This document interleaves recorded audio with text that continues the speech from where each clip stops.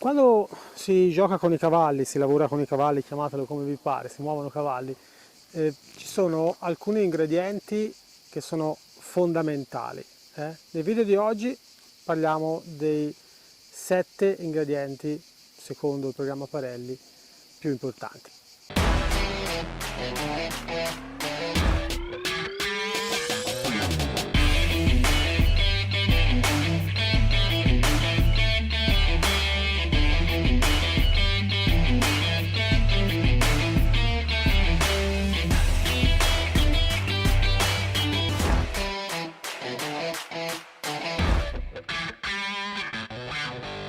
Ci sono alcuni ingredienti più importanti di altri.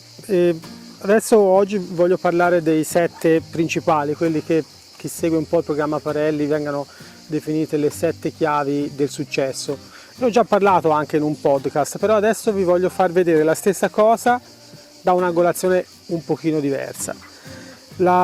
Le 7 chiavi sono così distribuite. La prima chiave è quella che viene definita l'atteggiamento, cioè l'atteggiamento sarebbe la nostra voglia di imparare, la nostra voglia di fare, la nostra voglia di metterci in gioco, di spingerci fuori dalla zona di comfort, cioè ciò che ci dà il motore, l'energia interna di andare magari al maneggio, andare dal cavallo anche quando siamo stanchi, provare, brigare, fare, quello è l'atteggiamento. L'atteggiamento deve essere sempre positivo, progressivo e naturale. Ne parlo già anche di questo in un altro video. Dopodiché, quando cominciamo a avere l'atteggiamento giusto, dobbiamo pensare anche al resto, no? Ecco che arriva la seconda delle chiavi del successo, la conoscenza, cioè imparare, studiare, applicarsi, è fondamentale, cioè anche la teoria, chi fa i corsi Parelli, chi ha fatto i corsi con me lo sa bene, la teoria è fondamentale. Se non facciamo una teoria, spesso e volentieri poi dopo andiamo in campo e girottoliamo un po' per il campo così senza meta, aggeggiamo un po' con l'attrezzatura senza sapere bene cosa fare. Il cavallo se ne accorge di questo, come quando montiamo uguale, non cambia nulla da terra o da sella. Sapete bene che il programma Parelli prevede 2 aree da terra e 2 aree da sella, no? A volte si vede persone che montano e poi vanno in giro per il campo senza una meta come se fossero ubriachi. Quindi la conoscenza, avere un programma, un progetto, la conoscenza è fondamentale. La conoscenza, poi anche l'attrezzatura e la tecnica, cioè che sarebbe la conoscenza applicata all'attrezzatura, cioè la tecnica è saper usare l'attrezzatura. L'attrezzatura è fondamentale saper capire qual è l'oggetto giusto, il tools giusto da usare in quel dato momento, no? Un po' come fa l'idraulico, il meccanico che tira sempre fuori dalla scatola, dalla borsa il giusto attrezzo per fare il giusto lavoro. È un modo un pochino così divertente, ma per far capire un po' che veramente dobbiamo avere sempre nella nostra borsa l'attrezzatura giusta per il tipo di lavoro che vogliamo svolgere. A volte basta veramente una sciocchezza, cioè cambiare da una corda pesante a una corda leggera, da una corda di 3 metri a una corda di 7 metri o di 14, da usare uno stick solo a usarne 2, e cambia completamente lo scenario, cambia completamente la risposta del cavallo. Usare la sella giusta, usare gli speroni della lunghezza giusta, usare la posizione del nostro corpo nella maniera giusta. Anche il nostro corpo alla fine è un'attrezzatura che dobbiamo saperla usare, come un'attrezzatura la recinzione, ci ho fatto già un video su questo. Quindi si diceva, no? Partiamo dalla prima, l'atteggiamento, poi abbiamo la conoscenza, poi abbiamo l'attrezzatura, poi abbiamo la tecnica, poi abbiamo il tempo. Il tempo è fondamentale, trovare il tempo da dedicare ai nostri cavalli, alla nostra passione, al nostro hobby, al nostro lavoro, trovare il tempo giusto, quel quantitativo che è necessario, non possiamo fare le cose in fretta. Parelli dice spesso: noi definiamo l'obiettivo quando lavoriamo con i cavalli, ma il tempo lo decidono loro, lo decide il cavallo. Quindi il tempo è un elemento, un ingrediente fondamentale. Dopodiché abbiamo l'immaginazione, la fantasia. Ho già fatto un video anche di questo, andatevelo magari a recuperare sul canale, in cui faccio vedere che lo stesso esercizio lo posso fare in 5 modi diversi. E sembra una sciocchezza, ma io, se utilizzo un po' di fantasia, a volte riesco a rendere più divertente lo stesso esercizio, sia per il cavallo, ma anche, e in questo caso parlo per magari qualcuno di voi che fa il mio stesso mestiere, che fa l'istruttore, è più divertente anche per il cavaliere. Quindi riuscire a rendere più divertente la sessione di lezione, la nostra lezione o la sessione di lavoro, è fondamentale per riuscire a far sì che il cavaliere si diverta e magari anche il cavallo si diverta, perché almeno da un punto di vista di horsemanship, nell'horsemanship naturale, che è quello che insegno io, è fondamentale che anche il cavallo si diverta. Non esiste la parola lavoro, esiste la parola gioco, per quel motivo lì, perché deve essere un gioco anche per il cavallo. Quindi immaginazione, tempo e infine supporto. Supporto, chi è il supporto? Siamo noi il supporto, siamo noi istruttori, ma non solo. Il supporto è tutto quello che vi può arrivare dall'esterno, no?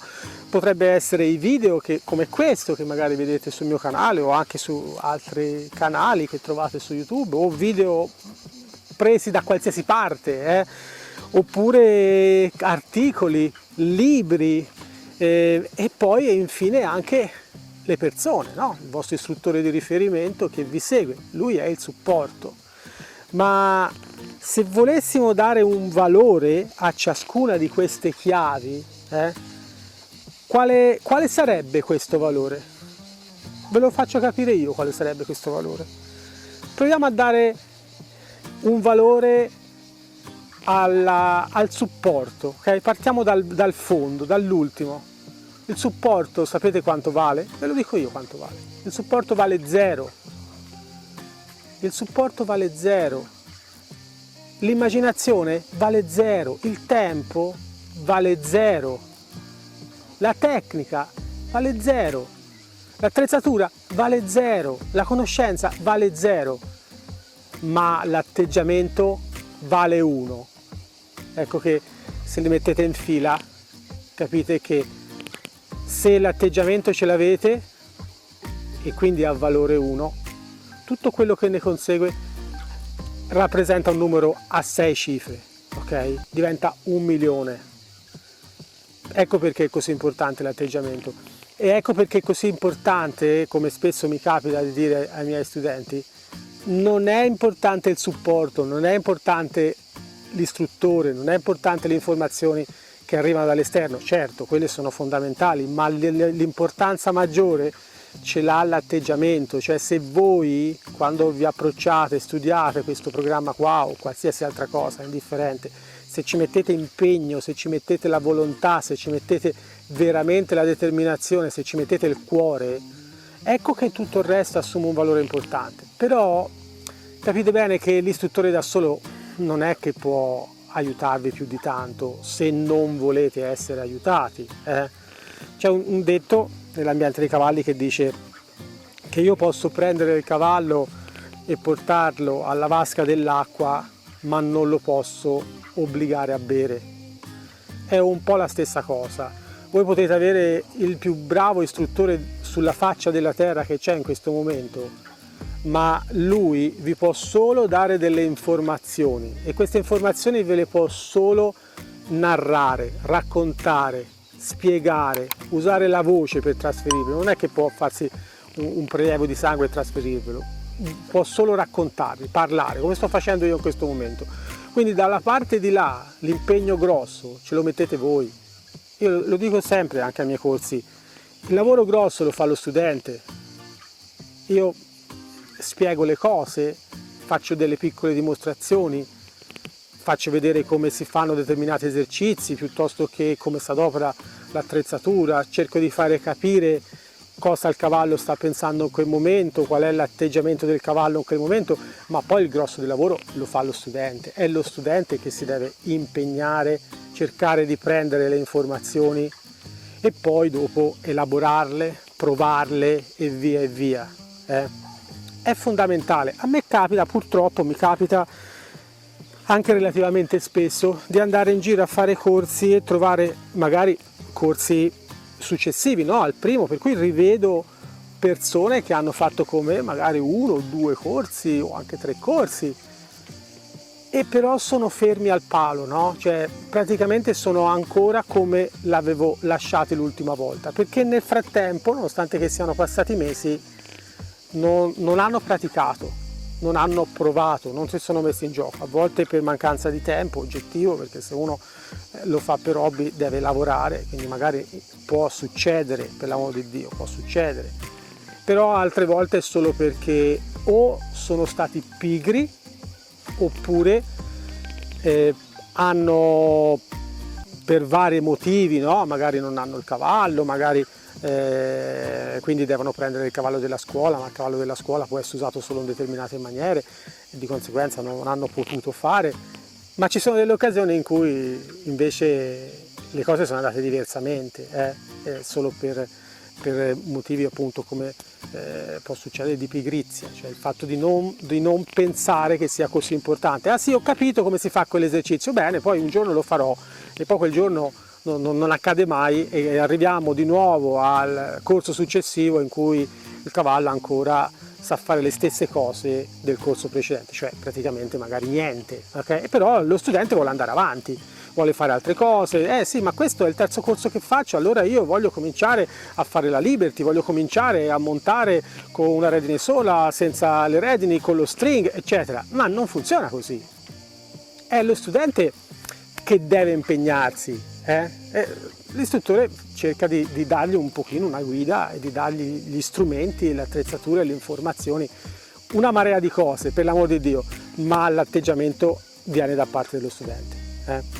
Spero di avervi dato un pochino su cui riflettere, perché molte e purtroppo molte volte mi capita di trovare persone che hanno un po' di confusione nella testa da questo punto di vista qui, e siccome l'uomo ha sempre l'abitudine di dare la colpa agli altri, in generale è così, è proprio un bias cognitivo nostro quello di dare la colpa agli altri, cioè di prendersi il merito quando le cose vanno bene e di dare la colpa agli altri quando le cose vanno male, proprio un bias cognitivo, non è che me lo sono inventato io, però non è così, ok? In determinate situazioni la colpa prevalentemente è nostra. Quando noi non riusciamo abbiamo dei problemi con i cavalli, la stragrande maggioranza della colpa è nostra, o perché non ci siamo applicati, o perché non siamo stati bravi a cercare le informazioni che ci servivano, o semplicemente perché la nostra voglia di mettersi in gioco, provare, fare un po', uscire un po' fuori dalla nostra zona di comfort non c'è, non è sufficiente per spingerci a provare e a riuscire a andare un pochino più vicino al traguardo che ci siamo posti. Quindi mi raccomando, la prossima volta che andate a giocare con i vostri cavalli ricordatevi queste parole che vi ho detto io, riascoltatevi questo video tante e tante volte. Io la prima volta che ho sentito il concetto delle 7 chiavi del successo, no? Mi ha fatto un pochino ridere, vi dico la verità, perché sembrava un po' un classico slogan americano, no? Come fanno loro. Poi con il tempo invece mi sono reso conto che quando c'erano dei problemi, che magari uno studente non riusciva ad andare avanti, se si analizzava la questione nel dettaglio, ci si accorgeva che c'erano alcune di queste chiavi, principi, chiamateli come vi pare, che non erano applicate nella maniera corretta. Le 7 chiavi del successo. Ci vediamo la prossima volta. Wish I could say I was finally over you, but that's not the truth.